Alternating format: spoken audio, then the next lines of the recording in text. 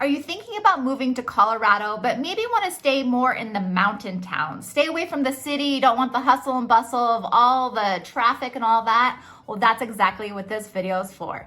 Let's get started.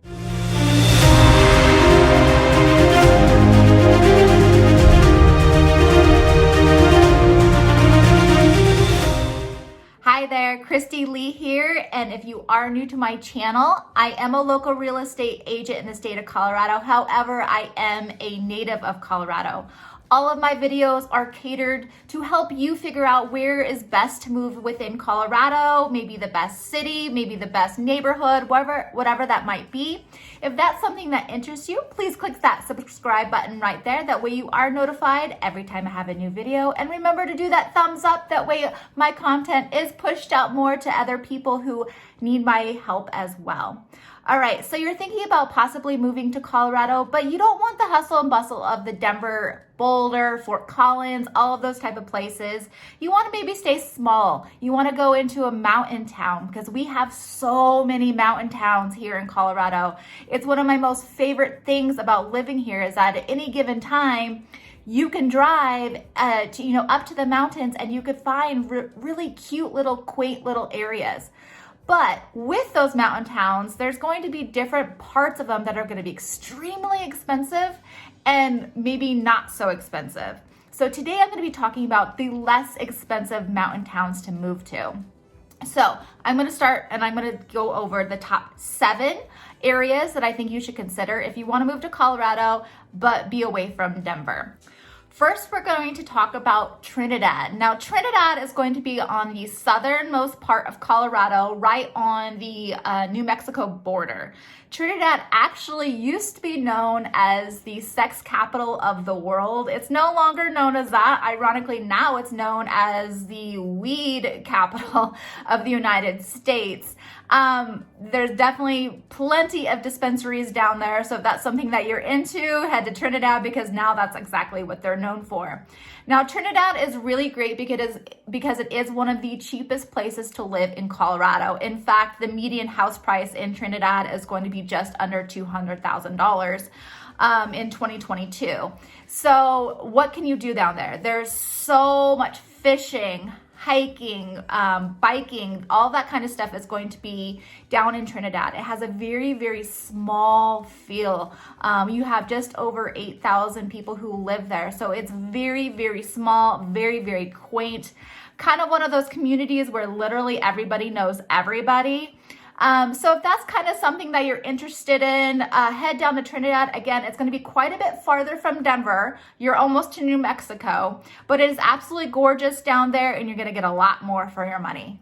All right, number 2 on my list of the cheapest places to live in Colorado is going to be Pueblo. Now, Pueblo is not going to be necessarily a mountain town, but it is going to be pretty inexpensive to live there. Pueblo is located in between pretty much Trinidad and Colorado Springs, and it is still quite a bit south of Denver, about an hour and a half to 2 hours south of Denver. Because it is so much farther south, you are going to have the better weather. You're going to have warmer weather year round. I mean, they're still going to get cold down there, but not nearly as cold as Denver.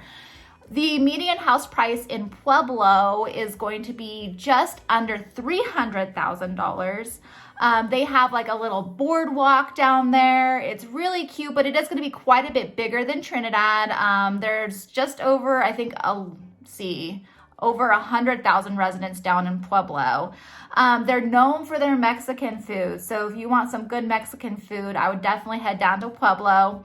It is gorgeous down there. It is really, really pretty. Not necessarily a mountain town per se. You are going to be pretty close to the mountains, at least the southern parts of the mountains.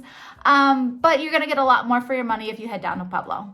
Number 3 on my list is actually Canyon City. And Canyon City isn't much talked about that much just because it is so small. But there's a lot of things to do there. So one of their major things that they're known for is going to be the Royal Gorge. So the Royal Gorge is something that you have to go see when you visit Colorado. It's really cool. You could jump off the bridge if you're daring enough. I don't think I would ever do that, but it's absolutely gorgeous. Walking across and seeing the canyon down there. You could go whitewater rafting underneath it. It's awesome over there. Canyon City's median house price is going to be right around $300,000. But there's just a lot of stuff to do out there. There's, fishing all over the place. There's rivers all over. It's just, one of those quaint little towns that people kind of forget about. You are going to be about 45 minutes to Colorado Springs, about 20 minutes to Pueblo. And you actually are more in the mountains than you would be in Pueblo. So it is going to be, definitely more of a mountain town for sure. It's very still inexpensive, and then you still get the luxury of having all the outdoor activities right there at your fingertips. Number 4 on my list is one of my favorites actually, and it's Grand Junction. Now, Grand Junction is gorgeous. It's surrounded by a bunch of mountains. One thing there, down there is right near Palisade as well. So if you're into wine, you have the Palisade peaches over there. So there's a bunch of peach wine, and you could go visit the vineyards. Grand Junction has so many lakes and streams, rivers, kayaking, boating, fishing. They're huge into cycling out there as well. Grand Junction is just a really, really pretty place, and it's going to be on the western slope, so west of Denver, about 3 hours or so, 2.5 to 3 hours from Denver. But it's definitely going to be more of your mountains for sure. It's going to be, last time I checked, it was about 66,000 people. So it's still pretty small, not nearly as small as Trinidad, but still pretty small. And then the average house price the median house price in Grand Junction is going to be mid 300s. So you're going to get a lot of bang for your buck if you move to Grand Junction. And you're still going to be, only about 3 hours from Denver. But you're going to be really close to, all the ski resorts, about an hour away from Vail. So you're going to be really in there, the heart of the mountains. Number 5 on my list is actually Colorado Springs. Now, the reason I mentioned Colorado Springs because, obviously it's not going to really be a mountain town, but it's surrounded by other towns that are going to be considered mountain towns. So to speak to Manitou Springs, Woodland Park, Cripple Creek, those are all areas or cities that are going to be really close to Colorado Springs. But those areas are going to be more expensive than Colorado Springs. So that's why I want to mention the Springs.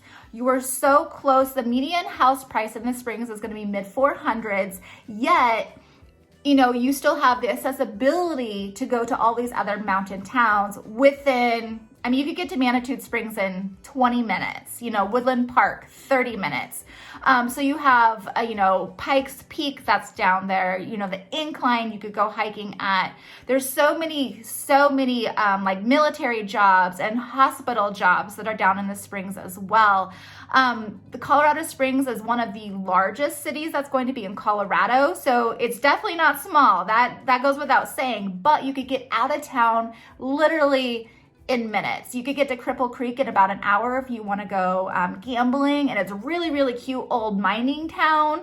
And then Manitou Springs, like I said, is one of my favorites, and you could go shopping and dining, and that's literally right there. So that's why I want to mention Colorado Springs, because if you do like to visit all of those mountain towns, live in the Springs, spend less money to live there, yet you could get to those mountain towns, and you could still get to Denver in an hour and Pueblo in about 30 minutes. Number 6 on my list would be Durango. Now, Durango is going to be close to New Mexico as well. In fact, it is the place where it's the 4 corners, so you could actually stand in all 4 states all at the same time, or at least lay down in all 4 states at the same time. Durango is going to be more on the expensive side compared to my rest of my list, being median house price of mid 600s. But the reason I want to mention it is because, one, there's just so much to do, but there's other mountain towns around it. Silverthorne is going to be one of them. Is in Ouray. Ouray is relatively close to that as well. That while those towns are going to be a little bit expensive, you're still access them if you want to go on vacation for the weekend, just take a ride, a motorcycle ride through the $1 Million route. That it's amazing. It's gorgeous down there. There's a lot of Indian reservations down in Durango. You have Mesa Verde down there. So, And it's really, really cute too. So like the town is like really, really growing. The population, it's not small, but it's like a medium-sized population. But you have a lot of restaurants, a lot of shopping, cute little downtown area. They're always having some sort of festival down there. It's just really, really pretty.